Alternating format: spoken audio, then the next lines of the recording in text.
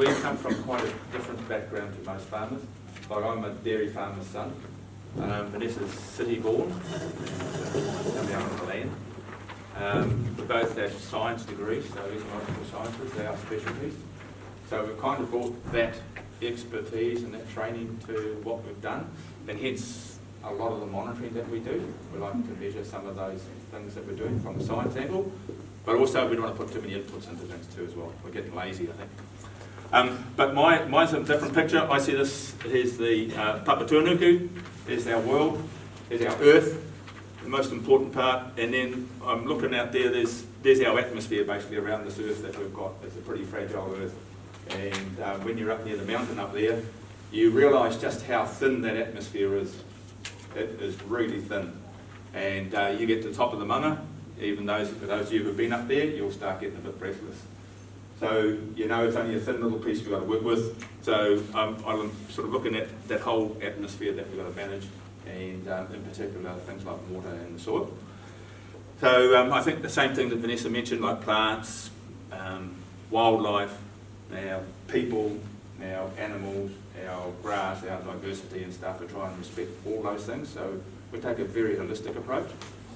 Quite honestly, Regen is a label that we've come across quite recently. We've been doing a lot of this work for many years on our various properties, and the regenerative part has really come about. Has really come through from, I guess, that Red Meat Profit Partnership group, having the likes of Jules, Siobhan, Cheryl Crew, and those people coming through, and just showing how you can influence that whole grazing regime and your soil health.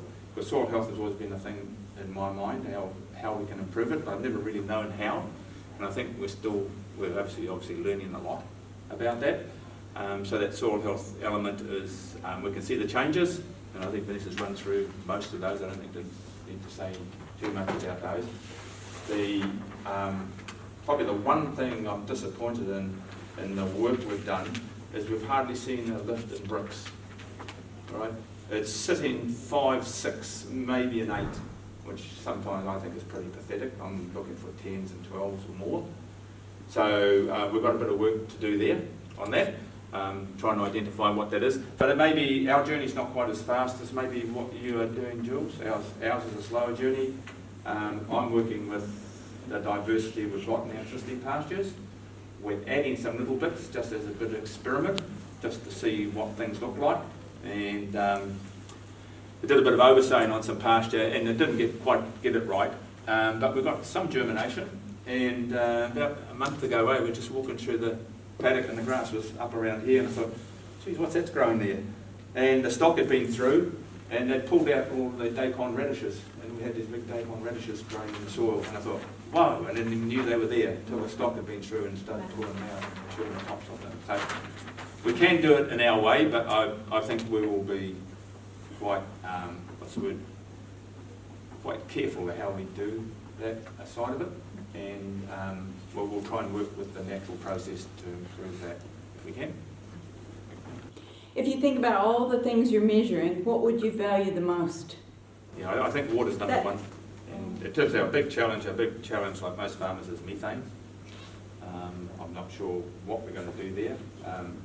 We're trying to get better efficiency in our animals, grow them faster, finish them quicker, but we stumble with animal genetics.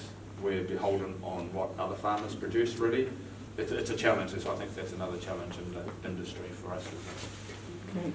Thank you so much. Yep. That's great.